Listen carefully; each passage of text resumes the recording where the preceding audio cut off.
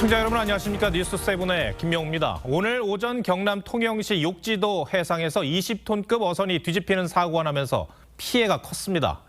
이 배에는 한국인 32명과 외국인 37명이 타고 있었습니다. 현재까지 4명이 구조됐는데 3명은 숨졌고 1명은 의식이 없는 상태입니다. 먼저 고승현 기자가 보도합니다. 소방대원이 헬기에서 내려 뒤집힌 어선 위로 올라갑니다. 오늘 오전 6시 30분쯤 경남 통영 욕지도로부터 남쪽으로 68km 떨어진 바다에서 20톤급 어선이 뒤집혔습니다.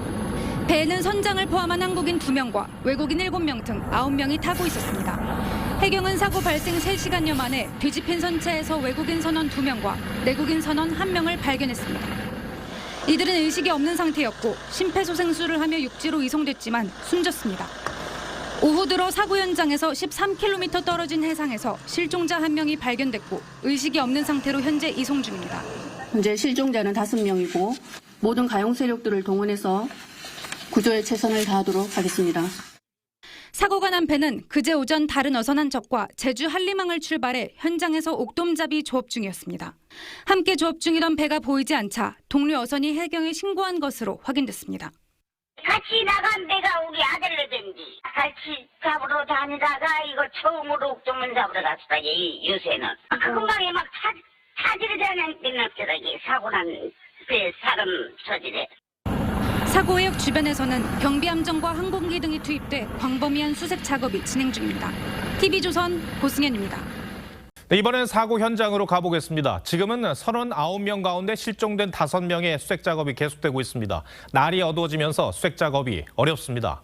취재기자 연결합니다. 자, 김동영 기자, 현재 수색 상황 어떻습니까?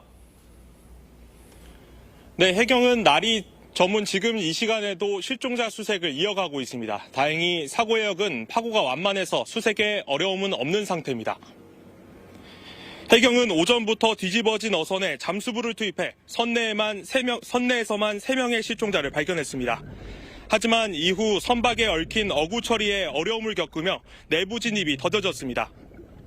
해경은 배를 안전한 위치로 옮긴 뒤 뒤집힌 선체를 들어 올리고 선내 수색을 이어갈 예정입니다. 이를 위해 현재 선체를 그물로 감싸는 작업이 진행되고 있습니다. 예정대로라면 오늘 자정에서 내일 새벽쯤 안전지대로 옮길 예정입니다. 사고 원인은 뭐였습니까? 사고가 난 어선은 어제 저녁 마지막 교신을 하고 통신이 두절됐습니다. 이후 행적이 정확하게 확인되지 않고 있는데요. 이 때문에 어선이 어젯밤 이후 전복됐을 가능성이 제기되고 있습니다. 사고 어선은 어제 저녁 8시 40분쯤 제주 어선안전국에 자신의 위치를 보고했습니다. 이후 15분 뒤 항적이 사라졌는데요. 어선안전국이 2시간 뒤쯤 사고 선박의 위치를 확인했지만 이는 함께 출항했던 선단배가 대신 신고한 내용이었습니다. 해당 선주는 해경에 직접 배를 보지 않고 해당 선박의 부위만 보고 대신 신고했다고 진술한 것으로 알려졌습니다. 당시 해상에는 풍랑주의보가 내려져 있었습니다. 해경은 구조와 함께 관계자 등을 상대로 정확한 사고 경위를 조사하고 있습니다. TV조선 김동영입니다. 이제 정치권은 공천을 거의 마무리하고 본선을 준비하고 있습니다. 국민의힘 4차 경선에서도 현역 강세 기류가 이어졌는데 친윤계 핵심 박성민 의원이 3자 경선에서 승리했습니다. 부산 사흘에서 조경태 의원이 6선에 도전하게 됐고 한간벨트 격전지인 서울 중성동을에선 하태경 의원과 이해운 전 의원이 최종 승부를 겨룹니다. 황병준 기자가 보도합니다. 자신의 지역구인 울산 중구에서 3자 경선을 치른 친윤계 핵심 박성민 의원이 본선에 진출하게 됐습니다. 부산 사흘에서 대통령실 출신 후보를 꺾은 조경태 의원은 6선 도전에 나서게 됐고 서울 강동 갑에선 전주의 의원이 공천 티켓을 따내며 현역 의원 강세를 이어갔습니다. 현역 교체율이 30% 초반에서 30% 중반대 이를 때, 다시 말하면 쇄신과 안정이 균형을 이룰 때 저희는 선거에서 승리했다고 생각합니다. 한강벨트 격전지인 서울 중성동을 3자 경선에서 이영 전 중기부 장관이 탈락하고 하태경 의원과 이해운 전 의원이 최종 승부를 가르게 됐습니다. 정황근 전 농림부 장관도 충남 천안을에서 경선 문턱을 넘지 못했습니다. 인천 연수을에선 대통령실 부대변인 출신인 김기흥 후보가 민현주 전 의원을 상대로 승리했고 춘천 철원 화천 양구 갑에선 김혜란 전 판사가 비례대표인 노영호 의원을 꺾었습니다. 국민의힘은 254개 모든 선거구에 후보나 공천 방식을 확정했는데 서울 강남 갑을 등 5개 우세 지역에 접수받은 국민 추천 후보를 검토해 다음 주 공개할 예정입니다. TV조선 황병준입니다. 각종 교양 예능 프로그램으로 이름을 알리고 이 여당을 통해 정치권에 입문한 인요한 전 혁신위원장이 본격적인 여의도 정치를 하게 될지도 관심입니다. 인요한 전 위원장은 오늘 비례정당인 국민의 미래에 공천 신청서를 접수했습니다. 인 전 위원장은 혁신위원 출신 후보들에 대한 지원 사격에도 나섰는데 그동안 총선에서 더 큰 역할을 해달라는 요청이 많았죠. 이태희 기자가 보도합니다. 인요한 전 혁신위원장이 서울 광진을에 출마한 국민의힘 오신환 후보와 호응을 나눕니다. 선거사무소 개소식에 참석한 건데 주민들과도 인사를 나누며 지지를 당부했습니다.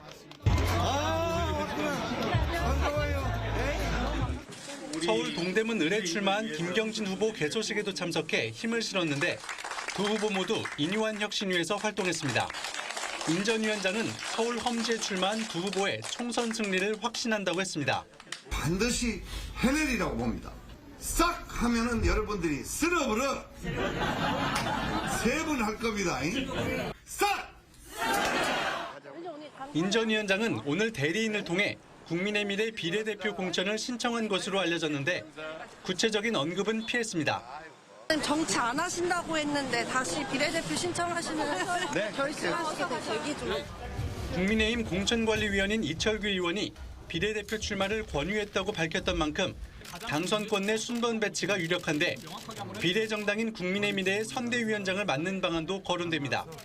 국민의 미래는 오늘 비례대표 신청 접수를 마감했는데 막판 신청자들이 몰리면서 마감 시간까지 수십 명이 대기하기도 했습니다. TV조선 이태희입니다.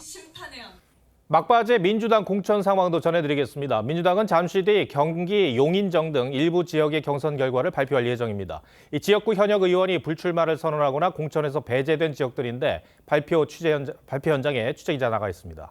이황 기자, 경선 발표는 언제 시작됩니까? 네, 민주당은 저녁 8시 30분쯤 이곳 여의도 민주당사에서 경선 결과를 발표합니다. 경기도 의정부시 갑과 을, 용인 정, 충북 청주시 청원구 등 총 4개 지역 후보가 결정됩니다. 가장 큰 관심을 받는 건 경기 용인시 정인데 이 대표의 권유로 복당한 이현주 전 의원과 이 대표 경기지사 시절 측근으로 꼽히는 이현욱 전 경기주택도시공사 사장, 박성민 전 대통령실 청년 비서관 중 한 명이 후보로 확정됩니다. 경기 의정부 갑에선 의정부에서만 6선을 했던 문희상 전 국회의장의 아들 문석균 후보가 민주당 1호 영입 인재인 박재 후보와 경선을 치러 관심을 받았습니다. 3인 경선을 펼친 의정부 을은 친명계인 권혁기 민주당 대표실 정무기획실장과 이재강 전 경기도 평화부지사, 임근재 전 경기도 경제과학진흥원 상임이사 중 공천이 결정됩니다. 충북 청주시 청원구엔 민주당 영입 인재인 신용한 전 서원대 교수와 송재봉 전 대통령실 행정관이 경선 결과를 기다리고 있습니다. 내일은 경기와 인천, 충북의 전략지역구와 청년 전략지구인 서울 서대문 갑의 경선 결과를 발표합니다. 여의도 민주당사에서 TV조선 이광입니다. 네, 이번 총선에서 관심이 큰 지역, 이른바 명령대전이라 불리는 인천 계양을이죠. 이재명 대표와 원희룡 전 장관이 접전 양상입니다. 이 당대표로 선거를 지휘하고 있는 이 대표는 평일 밤과 주말을 이용해 지역을 챙기고 있고 원 전 장관은 매일 총력전입니다. 최원국 기자가 현장에 다녀왔습니다. 이재명 대표가 계양구 주민들과 만나 기념사진을 찍고 인사를 건넵니다. 1번 이재명 부탁드립니다. 이 대표는 정권 심판론을 강조했습니다. 이 정권이 민생은 폭망했고 민주는 파괴되고 있지 않습니까? 어제 저녁에도 지역구를 깜짝 방문했는데 온라인상에서 여당 지지자를 비하하는 의미인 이찍이라는 표현을 썼다가 설마 이찍 아니겠지? 부적절한 발언이었다며 사과했습니다. 이재명 대표는 당무와 전국 지원 유세 때문에 평일 밤이나 주말에 지역구에 와 게릴라 유세를 펼치고 있습니다. 반면 원희룡 전 장관은 축구선수 이천수 씨와 함께 매일 지역구 유세에 집중하고 있습니다. 원 전 장관은 택시기사와 창문 너머로 인사를 건네고 식당을 돌며 지지를 호소했습니다. 많이 좀 도와주십시오. 고맙습니다. 원 전 장관은 이 대표의 정권 심판론에 맞서 지역 발전을 내세웠습니다. 지역에 대한 관심이나 해놓은 일이 없다라는 그런 불만이 좀 많으십니다. 최근 여론조사에서 이 대표와 원 전 장관의 지지율 격차는 4%포인트로 오차 범인의 접전을 벌이고 있습니다. TV조선 최원국입니다. 올 초 용산 대통령실 난입을 시도했던 한국대학생진보연합 회원들이 이 국민의힘 당사에 난입했다가 체포되는 일이 있었습니다.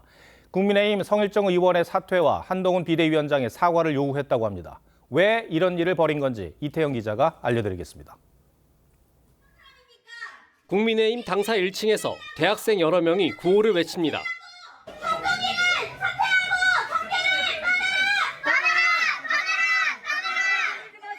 한국대학생진보연합 회원들이 무단으로 당사에 난입한 겁니다.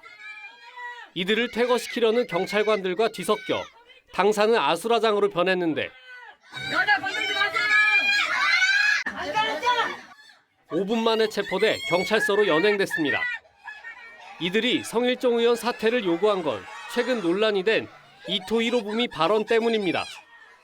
성 의원은 지난 3일 장학금 전달식에서 이토 히로부미가 한반도의 끔찍한 사태를 불러온 인물이지만 일본이 우리보다 먼저 인재를 키웠던 선례라고 말한 사실이 알려져 비판을 받았습니다. 성 의원은 비유가 적절하지 못했다며 즉시 사과한 바 있습니다. 친북 성향 단체로 평가받는 대진련은 지난 총선에도 오세훈 당시 미래통합당 후보의 낙선 운동을 펼치다 선거 방해 혐의로 구속되기도 했습니다. 더 이상 방해하지 말고 돌아가주세요. 2019년 주한미국 대사관저에 난입하고 올해 1월에는 용산 대통령실에 진입을 시도하다 체포됐습니다. 국민의힘은 과격함이 도를 넘었다며 불법 행위는 엄단해야 한다고 밝혔습니다. TV조선 이태형입니다. 전공의들이 병원을 떠난 지 19일째입니다. 의료 공백 사태가 길어지는 와중에 노환규 전 의사협회 회장이 오늘 경찰에 소환됐습니다. 전공의들의 집단 행동에 관여했다는 혐의인데 노 전 회장은 소통 자체가 없었다고 강력 부인했습니다. 전공의 블랙리스트 수사도 빨라지고 있습니다. 정은아 기자입니다. SNS를 통해 의대 정원 증언을 비판해온 노환규 전 의협 회장이 피의자 신분으로 경찰에 출석합니다. 노 전 회장은 전공의들의 집단 행동에 관여했다는 의혹을 강하게 부인했습니다. 전공의 단체나 개인이나 또는 의사협회나 전혀 접촉한 사실이 없습니다. 소통한 사실도 없습니다. 노 전 회장은 SNS를 통해 개인 입장을 밝혔다는 이유로 수사를 받는 건 독재 국가에서나 가능한 일이라고 비판했습니다. 경찰은 노 전 회장이 전공의들의 집단 사직을 지지하고 법률적으로 지원했는지 등을 집중 조사했습니다. 경찰은 집단 행동에 불참한 전공의들의 소속 병원과 진료과 실명 일부를 공개한 블랙리스트 수사에도 속도를 내고 있습니다. 게시물 작성자와 의협과의 연관성을 수사해달라고 고발한 시민단체 관계자를 조사하면서 IP 분석 등을 통해 최초 작성자를 찾는 데 주력하고 있습니다. 모든 정황을 보면 블랙리스트 작성, 배포 또는 이런 정보 유출이 이건 의협이 아니고서는 도저히 나올 수 없는 내용들이에요. 블랙리스트가 공개된 뒤 온라인 커뮤니티엔 의협이 해당 리스트를 만들어 유포하도록 지시했다는 글이 올라와 논란이 됐습니다. TV조선 정은아입니다. 지금 이 시각 전국의 의대 교수들은 다 같이 모여 비공개 긴급총회를 진행하고 있습니다. 교수들도 집단 사직에 참여할지 여부를 논의할 것으로 보이는데 취재기자 연결해 보겠습니다. 네, 김인아 기자, 교수 긴급총회 지금도 이어지고 있습니까? 네, 전국 33개 의대 교수 대표자들은 2시간쯤 전인 오후 5시부터 서울의 한 비공개 장소에서 긴급 총회를 열고 있습니다. 전국 의대 교수 대표자들이 한자리에 모인 건 지난달 6일 정부의 의대 증원 계획 발표 이후 처음입니다. 오늘 총회에선 전공의에 이어 교수들도 집단 사직에 나설 것인지를 중점적으로 논의하고 있는 걸로 알려졌습니다. 앞서 아산병원 교수들의 경우 집단 사직을 결의하기도 했는데요. 오늘도 아주대병원의 한 안과 교수가 비민주적인 밀어붙이기는 견디기가 어려웠다며 사의를 밝혔습니다. 오늘 총회 결과에 따라 전국 의대 교수들의 집단 행동 방향이 정해질 걸로 보입니다. 이 자리에선 13,000여 명에 달하는 휴학생들의 유급 문제도 논의 테이블에 올랐습니다. 자, 의료 공백으로 현장은 혼란이 여전한데 병원을 떠난 전공의들 돌아올 움직임은 있습니까? 네, 정부의 면허 정지 경고에도 10명 중 9명은 여전히 현장에 돌아오지 않고 있습니다. 때문에 각 병원의 의료 공백은 점점 더 커지고 있습니다. 정부는 사직 전공의 11,900여 명의 사전 통지서를 발송하고 있습니다. 다음 주 초 이 작업이 완료되면 25일까지 의견 제출 절차를 거쳐서 면허 정지 처분을 내릴 계획입니다. 다만 정부는 실제로 행정 처분에 들어가기 전 복귀하는 경우 고려해보겠다는 입장을 밝혔습니다. 의협에서 TV조선 김예나입니다.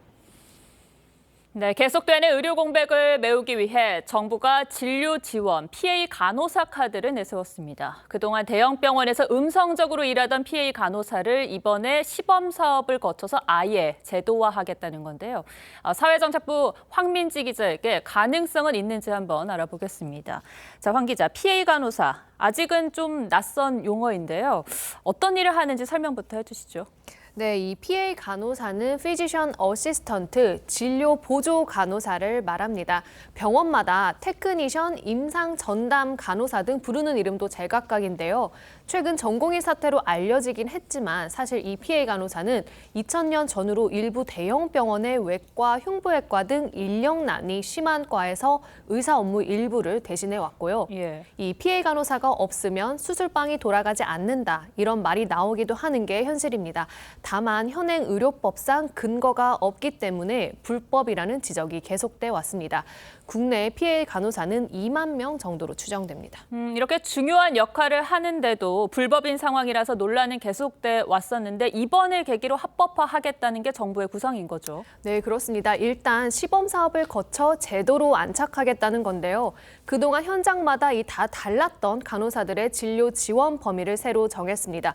보시다시피 PA 간호사는 수술 부위 봉합, 응급 심폐소생술 등이 가능하다고 나와 있고요. 이 전문 간호사는 뇌척수액 채취나 중심 정맥관 삽입 등 고난도 의료 행위까지도 할 수 있게 됩니다. 해외에도 이 PA 간호사 제도가 있습니까? 네, 있습니다. 미국, 영국, 캐나다 등이 이 PA 면허 제도를 운영하고 있는데요. 특히 미국이 활발해 약 15만 명이 활동하고 있습니다. 미국 PA 간호사들은 수술 참여와 회진 등을 합법적으로 수행하면서 전공의 업무를 대신하고 있는데요. 반면 우리는 이 미국 제도에서 이름만 따오고 법적 근거는 마련되지 않아서 간혹의 불만이 끊이지 않았습니다.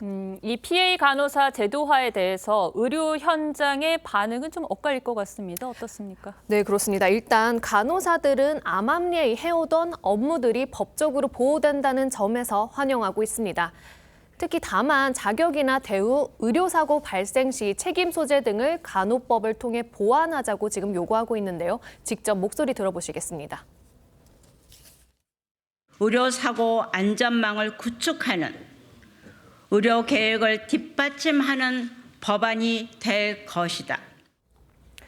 반면 의사들은 이 불법 의료와 사고가 판치게 될 것이라고 반발하고 있습니다. 피해에 의한 불법 의료 행위가 양성화되면 의료 현장은 불법과 저질 의료가 판치는 곳으로 변질될 것입니다. 자, 이러다가 의사와 간호사 간 갈등이 격화할까 좀 걱정도 되는데 그런 맥락에서 이 정부가 간호사를 의사들을 압박하는 용도로 활용하는 거 아니냐 이런 시각도 있더라고요. 어떻습니까? 네, 맞습니다. 정부는 지금 의료 공백이 장기화될 조짐을 보이고 있기 때문에 대책 마련이 필요하다는 입장인데요. PA 간호사 외에도 그동안 의사단체가 반대해오던 비대면 진료를 병원급 이상 의료기관에서 가능하도록 열어놓은 게 지금 대표적입니다. 네. 또한 이 문신 시술을 비의료인도 할 수 있도록 절차에 돌입했는데 의료계에선 의사 압박용 카드로 보는 시각이 우세합니다. 네, 어찌됐든 국민 건강을 지켜야 하는 의무가 있으니까 현장에 돌아와서 현장에서 좀 목소리를 냈으면 합니다. 황 기자 잘 들었습니다.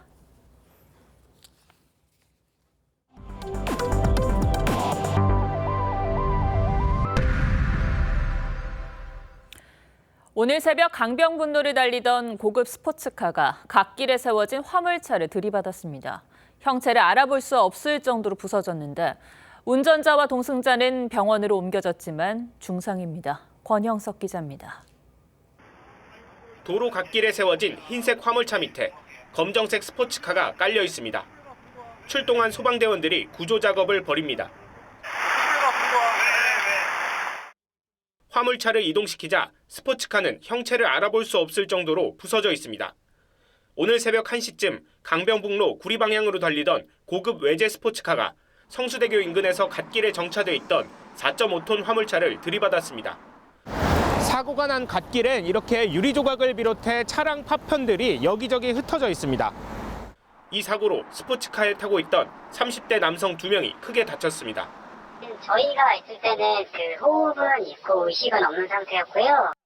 경찰 조사 결과 운전자는 술을 마신 상태는 아닌 것으로 파악됐습니다. 경찰은 스포츠카 운전자가 차선을 바꾸다 사고를 낸 것으로 보고 있습니다. 블랙박스나 여러 가지 이제 하고 최종 결론을 내려야 되기 때문에 현재는 좀 조사 중에 있어요. 경찰은 운전 미숙으로 사고가 났을 가능성에 무게를 두고 운전자의 의식이 돌아오는 대로 정확한 사고 원인을 조사할 계획입니다. TV조선 권영석입니다. 충남 아산의 한 새마을금고에서 1억여 원을 훔쳐 달아난 강도가 범행 뒤 쇼핑몰에서 태연히 가족과 식사를 하다가 붙잡혔습니다. 조사를 해보니 2차례나 사전 답사를 하고 범행 도구를 미리 챙기는 등 치밀하게 준비한 것으로 드러났습니다. 김다로 기자입니다. 한 남성이 건물 안에서 황급히 뛰어나오더니 차량을 타고 달아납니다. 모자와 마스크를 쓴 은행 강도가 1억여 원을 빼앗은 뒤 직원 차를 훔쳐 타고 도망가는 모습입니다. 피의자는 범행 장소에서 500m 정도 떨어진 이곳에서 미리 준비해둔 차량으로 갈아타고 경기 평택 방향으로 도주했습니다. 4시간 반 뒤 이 남성은 안성의 한 쇼핑몰에서 경찰에 붙잡혔습니다. 부인과 저녁 식사를 하고 나오는 길이었습니다. 자기 집에 가! 경찰 조사 결과 이 남성은 사전에 은행 주변을 2차례나 답사한 것으로 드러났습니다. 경비 직원 없이 남성 1명과 여성 2명이 근무하는 곳을 노린 겁니다. 범행 뒤 직원들이 신고를 하지 못하게 금고 철창에 가두기도 했습니다. 본인도 카카오 맵을 통해서 그 외진 곳을 검색한 것으로 보입니다. 그래서 용의 차량을 인근에다 놓고 범행을 한 것으로 이렇게 보입니다. 경찰은 은행 빚 독촉을 받아왔다는 피의자 진술 등을 토대로 정확한 범행 동기를 조사한 뒤 구속영장을 신청할 예정입니다. TV조선 김다로입니다. 봄을 시세 많은 3월 꽃샘추위가 오늘도 이어졌습니다. 그런데 이 꽃샘추위 때문에 양봉 농가들이 울상입니다. 겨울이 따뜻해지면서 꿀벌들이 일찍 활동을 시작하는데 반짝 다시 추워지면 꿀벌들이 집단 폐사하는 겁니다. 질병에다 이상기후까지 겹쳐 사라지는 꿀벌들, 지킬 방도는 없는지 이성진 기자가 취재했습니다. 벌통 앞에 죽은 벌이 널려 있습니다. 벌통을 열어보니 꿀벌의 사체가 가득합니다. 비가 있다 아닙니까? 여기에 벌이 붙어가 있어야 되는데 안에 죽. 양봉장 구석에는 벌들이 모두 죽어 텅 빈 벌통 100여 개가 쌓여 있습니다.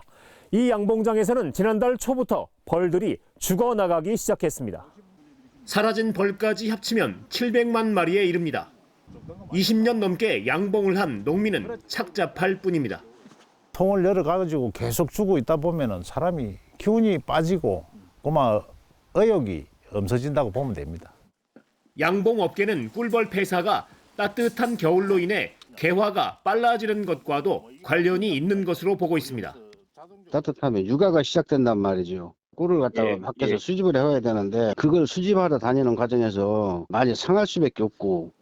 기생충 응애로 인한 질병도 여전히 꿀벌을 위협하는 상황. 농촌진흥청은 사라지는 꿀벌을 보존하기 위해 저항력이 강한 여왕벌을 개발해 대량 증식하는 사업에 착수했습니다. 온도에 따른 적응력이 높은 걸 측정하는 유전자 발현도 있습니다. 그런 것들이 우수한 것들을 찾아내서 육종을 해야 되는 부분. 신품종 여왕벌은 이르면 내년부터 양봉 농가에 보급됩니다. TV조선 이성진입니다. 잠시 지난해 국정감사에서 지적된 사안 한 가지 소개해드리겠습니다. 교과서 업체인 천재교육이 대리점주에게 참고서 재고를 떠넘기면서 욕설까지 했다는 의혹입니다. 그런데 최근까지도 이런 부조리가 계속됐던 것으로 보입니다. 이 대리점주 측이 지난달 초 피해를 주장하며 당국에 신고했고 공정위가 조사에 착수했습니다. 윤수아 기자가 취재했습니다. 천재교육의 한 지역 총판 대리점입니다. 새학기에 팔지 못한 교과서와 문제집이 어른 키만큼 쌓여 있습니다. 총판 측은 천재교육의 교재 물량을 강제로 할당하고 이 반품 비율을 20%로 제한해 남은 물량을 그대로 떠넘겼다고 주장했습니다. 일방적으로 책정을 해서 목표를 강매를 합니다. 빚을 지더라도 그 책을 구입할 수밖에 없고 이렇게 팔리지 않은 책을 떠안으면서 총판 9명이 진 빚은 모두 110억 원. 많게는 31억 원의 빚을 진 총판도 있습니다.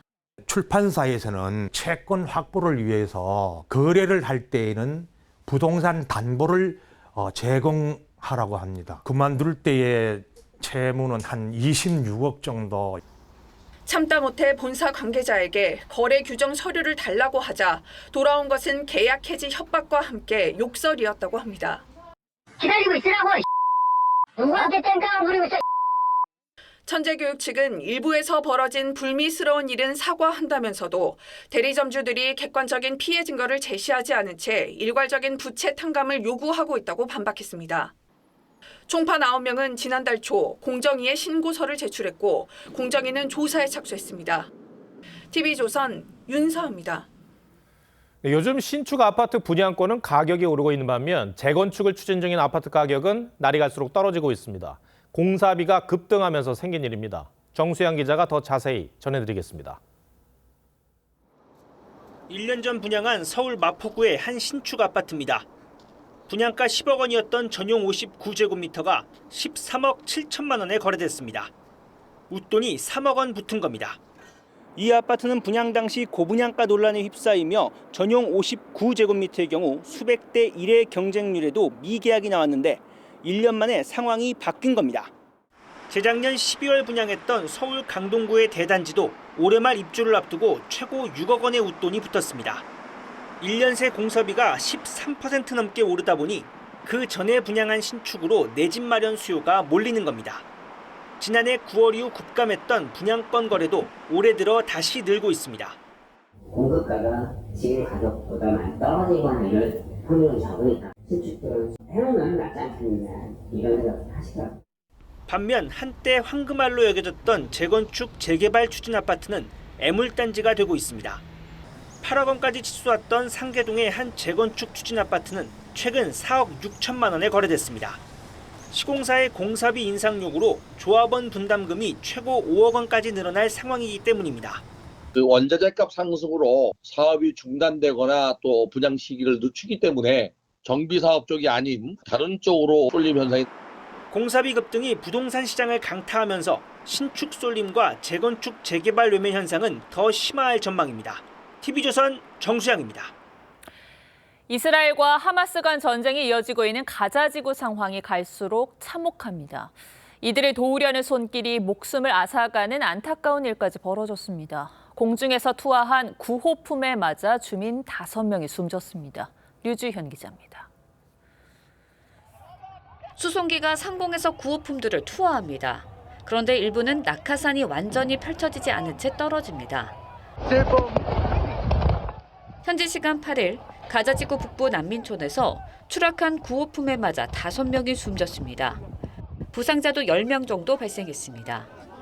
구호품이 무서운 속도로 떨어져 로켓처럼 꽂혔고 배고픔에 모여든 주민들이 화를 당했다고 외신은 전했습니다. 미국과 요르단은 자신들은 이번 사고와 관련이 없다고 발표했습니다. Press reports that U.S. airdrops resulted in civilian casualties on the ground are false, as we've confirmed that all of our aid bundles landed safely on the ground. 앞서 유엔은 가자지구가 가장 치명적인 재앙 기근 단계라고 밝혔습니다. 하지만 육로를 통한 지원은 사실상 막힌 상태입니다. طخوا علينا اليهود الحمد لله طلق صبيعي الحمد لله راح صبيعي وطلق في الكتف الحمد لله. 이 때문에 식량을 공중 투하하고 있지만 효율성과 안전성 논란도 끊이질 않고 있습니다. 유럽연합은 이르면 이번 주말 바닷길을 통해 구호품을 보내겠다고 밝혔습니다. TV조선 류주현입니다. 올해 11월에 치러질 미국 대선은 바이든 대통령과 트럼프 전 대통령의 재대결로 사실상 확정됐습니다. 벌써부터 양측 간 공방은 뜨겁습니다. 누가 대통령이 되느냐에 따라 국제 정세 향방이 달라지는 만큼 우리도 신경이 곤두설 수밖에 없죠. 오늘은 신은서 기자가 미국 전현직 대통령 재대결에 포커스를 맞췄습니다. 본 적도 없고 알지도 못하는 나라를 지키기 위해 조국의 부름에 응한 아들과 딸들을 기린다. 미국 워싱턴 DC에 있는 한국전 참전 기념비 문구입니다. 최초의 대통령제 국가이자 20세기 자유진영 수호자를 자처해온 미국. 이번 대선에서 또 다른 기록을 썼습니다. 우선 112년 만에 전현직 대통령 대결이자 최고령 취임이란 수치가 있습니다. 여기에 역대급 비호감 대결이란 비공식 기록까지 세우고 있습니다.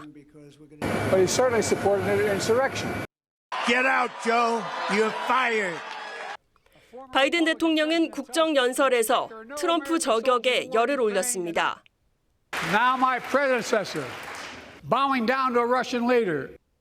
트럼프 전 대통령 측도 바이든의 나이를 공격하는 광고를 내보냈습니다. Can he even survive till 2029? 사이버전을 통해선 트럼프는 바이든을 사이코라고 불렀고 바이든 측은 트럼프를 히틀러에 빗댔습니다. 걱정스러운 건 미국인만이 아닙니다. 바이든은 트럼프와 똑같이 불법 이민자란 표현을 사용해 경제에 이어 안보까지 미국 우선주의를 닮아가고 있습니다. An innocent young woman who was killed by an illegal. 트럼프는 한 발 나아가 돈 앞에서 동맹도 없단 태도로 주변국들을 놀라게 했습니다. If they're not going to pay, we're not going to protect, okay? 대통령 재임 시절 트럼프가 주한미군을 철수하려 했다는 전직 관료들의 회고도 잇따릅니다. 미국 우선주의를 안 하면 어려울 정도로 국제 정세가 변했다. 트럼프는 강하게 밀어붙일 것이고 바이든은 따라갈 수밖에 없다. 미국만 좋으면 된다는 대선 후보와 이에 열광하는 유권자들 속에서 우리나라도 미국의 변화를 예의주시하고 있습니다. 뉴스7 포커스였습니다.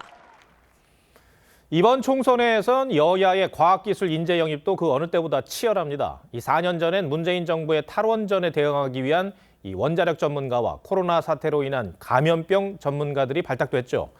이번엔 여야를 막론하고 우주, 로봇, 기후환경 같은 미래 세대와 관련된 전문가들이 영입됐습니다. 윤동빈 기자 리포트 전해드리고 뉴스야 이어가겠습니다. 지난 총선 국민의힘 전신인 자유한국당의 과학기술인재 영입 키워드는 원자력이었습니다. 무모한 탈원전 정책 즉각 폐기하라! 폐기하라!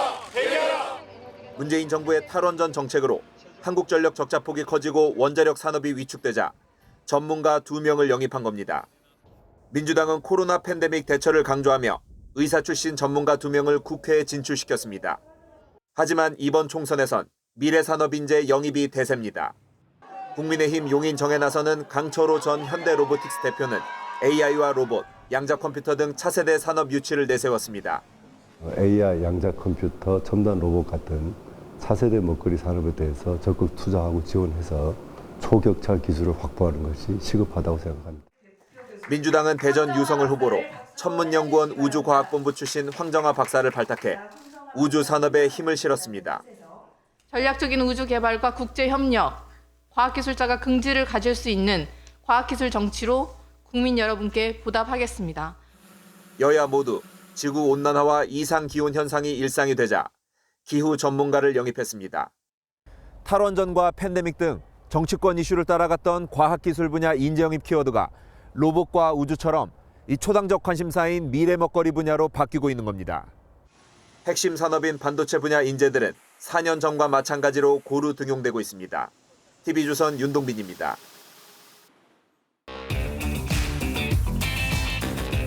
뉴스야 시작합니다. 정치부 김아린 기자 나와 있습니다. 첫 번째 물음표 볼까요? 네, 첫 번째 물음표는 영표 받은 조국 혁신당입니다. 이 조국 혁신당과 관련해서 여러 논란이 있는 게 사실인데 영표를 받았다는 건 무슨 얘기입니까? 네, 먼저 어제 공개된 여론조사에서 창당 일주일도 안 된 조국 혁신당은 6%의 정당 지지율을 기록했습니다. 이준석 대표가 이끄는 개혁신당은 3%, 이낙연 대표가 있는 새로운미래는 1%를 기록했는데 특히 민주당 지지세가 높은 40대와 50대에서 좀 높은 지지를 받았는데요. 11%와 12%를 기록했습니다. 그런데 반면에 20대의 경우에는 0%를 받았습니다. 표본이 많지는 않았지만 조사 대상 126명 가운데 조국 신당을 지지하는 사람은 한 명도 없었다는 겁니다. 30대에서도 1%의 지지율을 기록했습니다. 그러니까 젊은 세대들이 이 당에 대해서 어떻게 평가하고 있는지 나름 가늠해 볼 수 있을 것 같은데 그러니까 조국 사태에 대한 여파가 남아 있다고 봐야 할까요? 네, 심지어 보수 지지층이 많은 70대 이상 3%보다도 낮은 수치인데요. 공정에 민감한 젊은 세대가 자녀 입시 비리와 감찰 무마 혐의로 2심에서도 실형을 선고받은 조국 대표에 대해 부정적인 인식을 갖고 있는 것으로 해석됩니다. 거기다 최근에 조국 혁신당이 이른바 피의자 도피처가 되고 있다는 지적까지 나오고 있습니다. 그러니까 민주당 황운하 의원이 이 당으로 입당한 거 그거를 말하는 거죠? 네, 황 의원은 아시다시피 문재인 정부 때 울산시장 선거 개입 혐의로 1심에서 징역을 선고받았는데요. 현역 의원으로는 처음으로 조국 혁신당에 입당했습니다. 조국 혁신당에서 저는 검찰개혁의 선봉에 서겠습니다. 1호 영입인재인 신장식 대변인도 음주운전 1회에 무면허 운전 3회로 벌금을 받은 바 있고요. 윤석열 찍어내기 감찰로 법무부에서 해임 징계를 받은 박은정 전 검사 등 논란이 있는 인사들을 잇따라 영입하고 있습니다. 그러니까 민주당은 조국 혁신당과의 연대로 총선 효과를 노리고 있는데 고민이 되는 지점이 있겠어요. 네, 그렇겠죠. 민주당은 그간 조국 혁신당과의 선거 연대에 선을 그어왔습니다. 지난 대선 당시에 조국 사태에 대해 여러 차례 사과하면서 이를 극복하려고 노력했던 민주당인데요. 최근 민주당은 지지율 정체, 조국 혁신당은 상승세를 타자 태세 전환 흐름이 나타나고 있습니다. 우리 국민들께 공정성에 대한 기대를 훼손하고 또 실망시켜드리고 아프게 한 점은 변명의 여지가 없는 잘못입니다. 모든 정치 세력이 힘을 합쳐야 합니다. 그중에 조국 혁신당이 함께 있다고 생각합니다. 젊은 세대와 중도층 표심 이탈을 우려하면 연대가 어렵겠지만 연대하지 않으면 야권표 중에서 상당 부분이 조국 혁신당으로 갈 수 있어서 난감한 상황에 빠진 셈입니다. 그토록 싸워서 건너려고 했던 것이 바로 위성과 내로남불의 강 그리고 조국의 강이었습니다. 이제 민주당은 그 조국의 강으로 아예 풍덩 빠져버렸습니다. 첫 번째 물음표 정리해볼까요? 네, 첫 번째 물음표 0표 받은 조국 혁신당의 느낌표는 불편한 동거동락으로 정했습니다. 네. 민주당 입장에선 조국 혁신당과의 연대가 고차 방정식이 필요한 불편한 동거일 수밖에 없을 텐데요. 동거동락의 즐거움에 락이 될지 떨어지는 락이 될지는 32일 뒤 다시 봐야겠죠. 2030 표심이 중요한 캐스팅부터가 될 것 같습니다. 두 번째 물음표는 뭡니까? 네, 두 번째 물음표는 벼락치기 공천이 대세입니다. 벼락치기다. 이게 갑자기 공천하는 경우를 말하는 것 같은데 어떤 사례가 있습니까?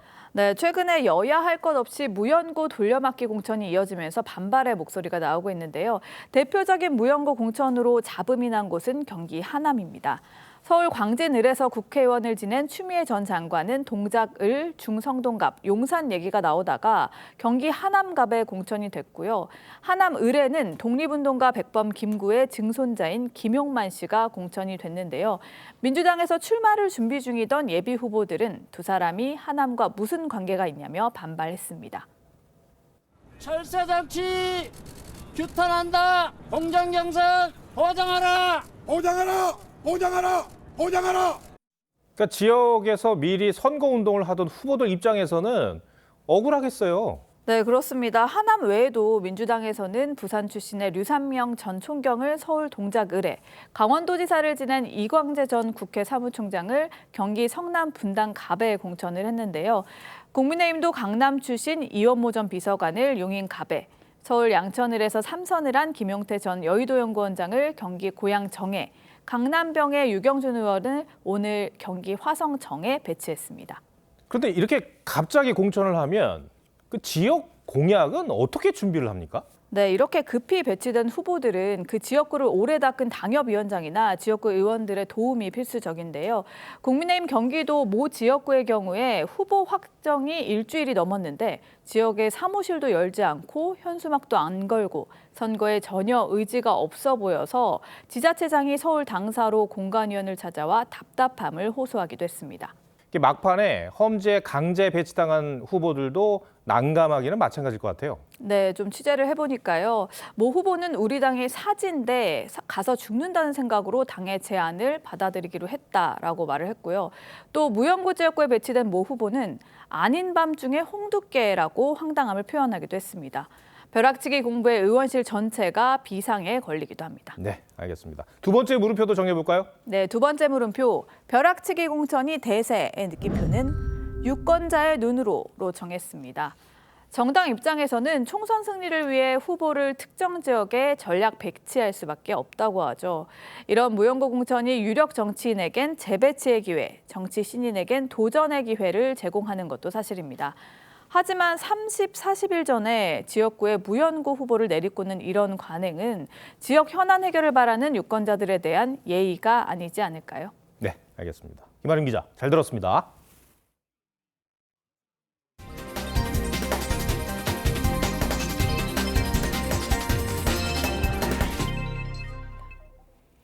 프로야구가 전국 5개 구장에서 시범 경기를 시작했습니다. 첫날부터 홈런쇼가 펼쳐졌고 특히 대전은 시범 경기에도 만원 관중이 들어찼습니다. 김광 기자입니다.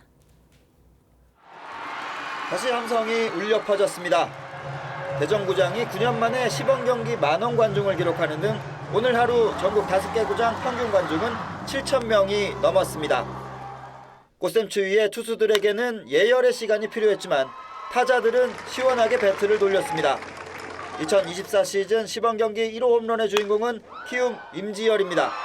1회 초 좌중간 담장을 넘기는 비거리 120m짜리 대포를 쏘아 올렸습니다. 준비 동작 때 배트 위치를 조금 내리는 것으로 타격폼을 수정한 두산의 거포 김재환은 첫 타석부터 시원한 투런포로 올 시즌 9화를 예고했습니다. 키움의 기대주 김동원도 3런포로 미래를 예약했습니다. 창원에선 올 시즌 새롭게 사령탑에 앉은 기아 이범호 감독이 홈런 5방에 웃었습니다. 최용우, 이우성, 소크라테스, 서건창, 김호령이 담장 너머로 타구를 날려보냈습니다. 지난 시즌 부침이 심했던 KT 강백호는 가운데 담장을 호쾌하게 넘겼습니다. LG 외국인 선수 오스틴은 결승 홈런으로 팀을 승리로 이끌었습니다. 대전구장 홈팬들의 열렬한 응원을 등에 업은 한화는 외국인 선수 페라자와 이재원의 홈런으로 기세를 올렸습니다. 사생활 논란에도 롯데의 첫 시범 경기 선발 투수로 나선 나균아는 평소와 같은 힘있는 투구로 4이닝을 4피안타 1실점으로 마쳤습니다. TV조선 김관입니다.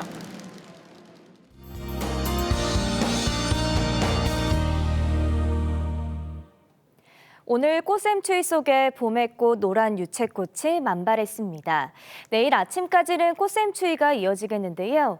낮부터 기온이 점차 오르며 추위는 풀리겠습니다. 내일은 전국이 대체로 맑겠습니다. 수도권과 충청, 영남으로는 대기가 매우 건조하겠습니다. 내일 아침 기온 오늘과 비슷하게 시작하겠습니다. 서울이 영하 1도, 대전 영하 3도, 안동 영하 4도로 시작하겠고요.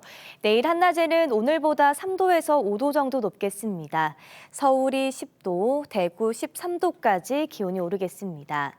다음 주 월요일 충청 이남에 눈이나 비가 내리겠고 화요일에는 전국에 비가 확대되겠습니다. 날씨였습니다.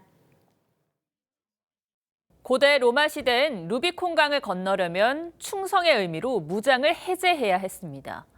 카이사르는 이를 거스르고 군사들과 함께 루비콘강을 건넜고 권자를 차지했습니다. 민주당에게도 선거 승리를 위해 건너려고 부단히도 노력했던 강이 있습니다. 조국의 강이죠. 매우 송구스럽다는 말씀을 드리겠습니다. 다시 한번 사과드립니다. 전직 대표들이 2번이나 사과문을 썼고 조 전 장관이 출마 의지를 내비쳤을 때도 강에 빠지지 않으려 했던 민주당입니다. 하지만 선거와 지지율 숫자 앞에 언제 그랬냐는 듯 그 결단들을 뒤집고 있습니다. 이재명 대표는 같은 파란 넥타이를 맨 조국 대표와 손을 맞잡았고 지도부는 이미 다 건넜다며 옛날 얘기라고 말합니다. 하지만 조 전 장관에 대한 사법적 판단은 현재 진행형이고 또 강을 건넜는지에 대한 판단은 국민 몫입니다. 루비콘 강을 건너듯 돌이키지 않을 결단을 한 줄 알았는데 나라를 둘로 쪼갰던 조국의 강 물꼬를 다시 터준 셈이 됐습니다. 뉴스7을 마칩니다. 고맙습니다.